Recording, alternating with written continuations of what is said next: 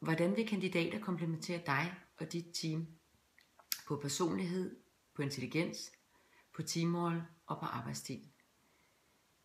Hvordan får du tidligt i processen indblik i kandidaternes adfærd, og specielt den, som jeg tænker, at du gerne har fået?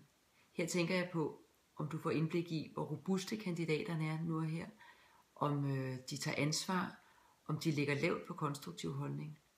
Jeg er sikker på, at du er rigtig dygtig til at rekruttere, men jeg vil nu alligevel opfordre dig til at give mig et kald, hvor vi tager en uformel snak om, hvordan du i bund og grund kan træffe beslutning på så oplyst et grundlag som muligt, og vi sammen vil kunne onboarde dine nye medarbejdere, så du sikrer dig en længere fastholdelse.